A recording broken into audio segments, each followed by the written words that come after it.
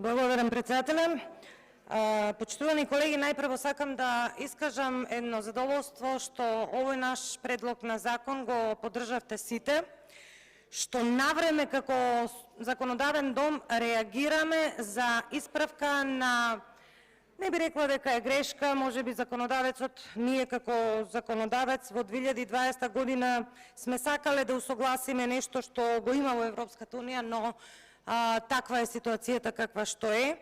И многу е кратка измената, мала, но е многу суштинска, за да знаат граѓаните и дел од колегите кои што не се од оваа област.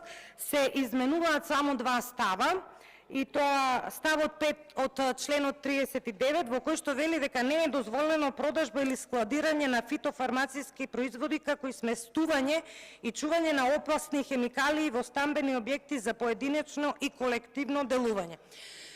Почитувани колеги, нас, а верувам дека и на вас, огромен број на земјоделски аптеки последниве денови, од како почна инспекциите да одат кај земјоделските аптеки и да ги опоменуваат дека мора да го почитуваат ова законско решение, ни се обратија дека, знаете, не можат да функционираат. А ако земјоделска аптека не може да функционира, тоа е еден од ланците на земјоделието.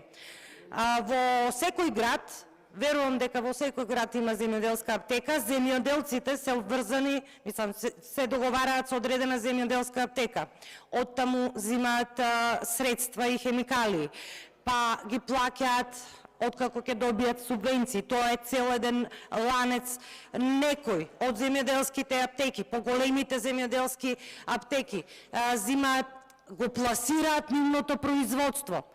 И доколку ова законско решение кое што истекува сега на 25-ти, ако не го гласаме сега, навистина ќе имаме потрес во земјоделието, но бидејќи помина и на комисијата, верувам дека и денеска заеднички сите ќе го изгласаме и ќе дозволиме земјоделските аптеки да работат непречено, бидејќи од 970 земјоделски аптеки во Република Македонија, само 30 ги исполнуваат овие услови кои што ги бара законското решение. Затоа, почитувани колеги, ве повикувам сите да го поддржиме ова законско решение. Благодарам.